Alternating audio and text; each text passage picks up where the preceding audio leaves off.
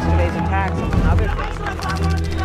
Some say that he does have ties to Muslim extremists. I don't know.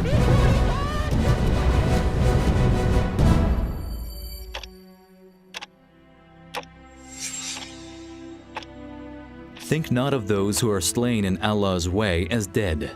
Nay, they live, finding their sustenance in the presence of their Lord. The Holy Quran, chapter 3, verse 169. Dubai, the fireworks light up the sky with the stunning display of colors. The new year has just arrived. 2016.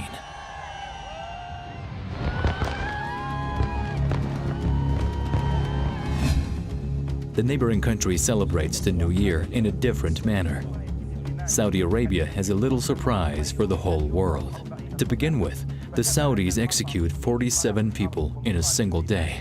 One of them, Sheikh Nimr al-Nimr, a prominent Shia cleric, an Ayatollah. He was arrested in 2012 after protests broke out in the long marginalized, oil-rich Shia areas of Eastern Province. During his arrest, Nimr was shot 4 times in the leg. Saudi prosecutors call for Nimr's execution by crucifixion, a punishment that involves beheading followed by a public display of the decapitated body. A revered Shia leader of Friday prayers in the Saudi Eastern Province, Sheikh Nimr stayed clear of political parties, but demanded free elections. He was regularly detained and tortured for opposing the Wahhabi Saudi government. While willing to publicly criticize the ruling family and call for elections, Sheikh Nimr was careful to avoid calling for violence. For him, the roar of the word against authorities rather than weapons, the weapon of the word, is stronger than bullets, because authorities will profit from a battle of weapons. Despite this, he was arrested by Saudi authorities in 2012 on charges of sedition. In 2014, a Saudi court sentenced Sheikh Nimr and his nephew, who was 17 when he was arrested, to death, provoking widespread global condemnations. My first message is to David Cameron. I say to him now, a little message from our conference, I hope he's listening. You never know. Intervene now, personally, with the Saudi Arabian regime to stop the beheading and crucifixion of Ali Mohammed al-Nimr.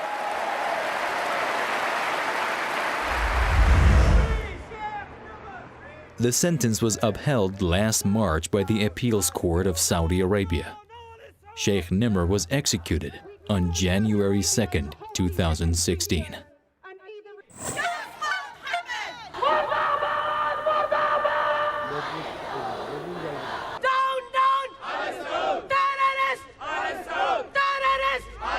No tyrant executes a scholar or a martyr or an individual who is a leader in the community and lives for long.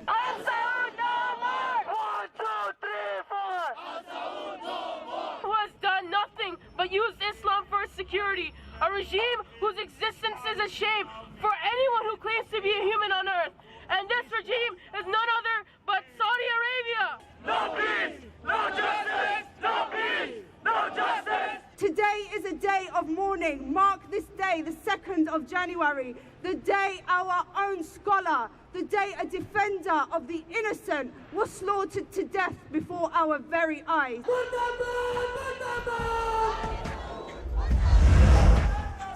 The execution triggered international condemnation, with the harshest reaction coming from Iran. The Iranian Foreign Ministry showed a stronger reaction by summoning the deputy head of the Saudi mission in Tehran to convey the Islamic Republic's objection. اما عربستان سعودی به دلیل اینکه حیات خودش و منافع خودش رو در بحران آفرینی می‌بینه، از این موضوع هم به عنوان بهانه‌ای برای افزایش تنش و درگیری استفاده کرده.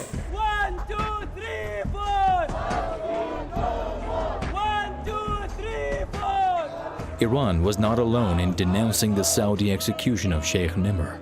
The move also drew condemnation from leading rights organizations in other countries both in the Middle East and beyond.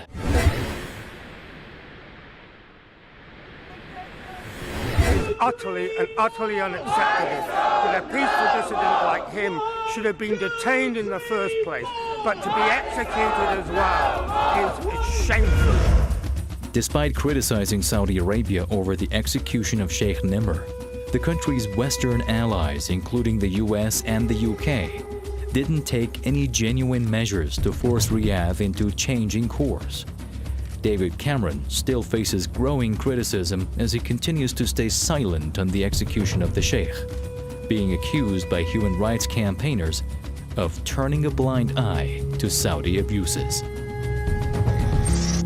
According to Amnesty International, Saudi Arabia has long been one of the most prolific executioners in the world, with at least 157 executions in 2015 alone.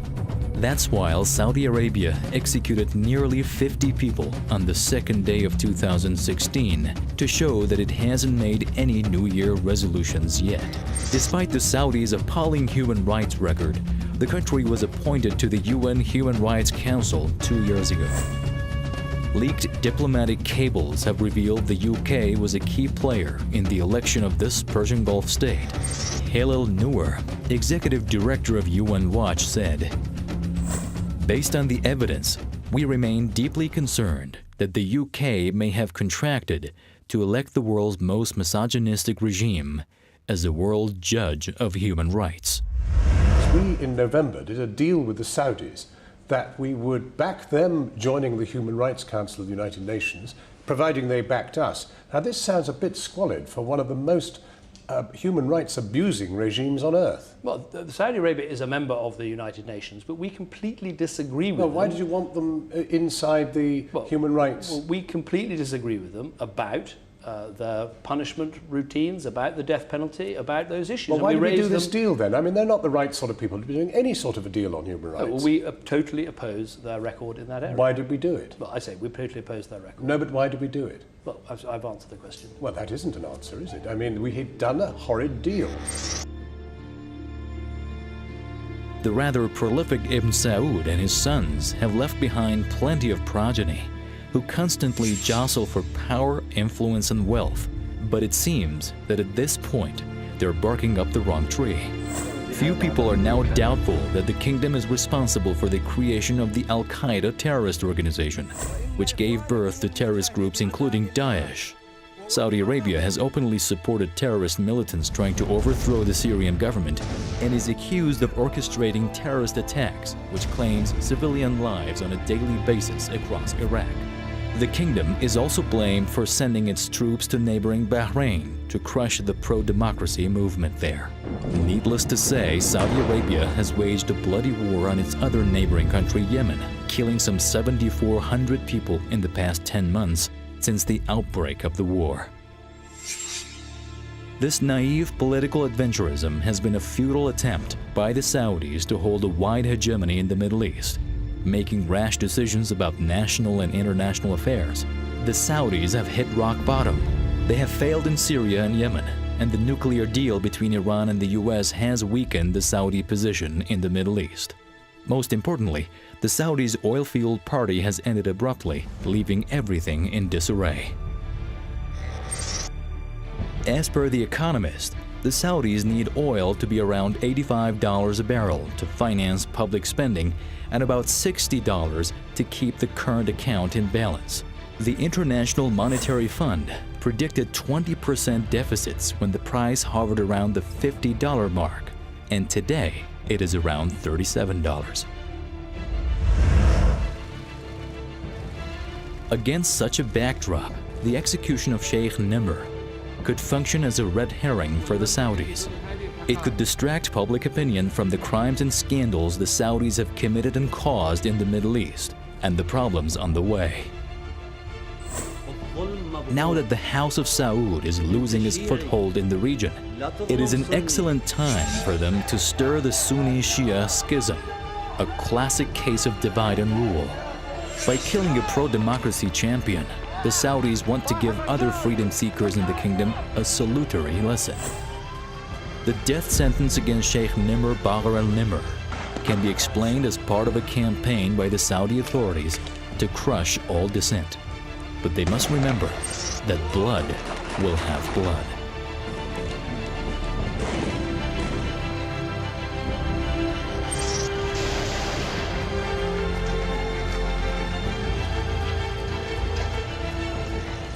تردیدی نداشته باشند سیاستگزاران و مجریان و سیاست سازان دولت سعودی، تردید نکنند که این خون دامن اینا رو خواهد گرفت، پدرشون رو در میاره.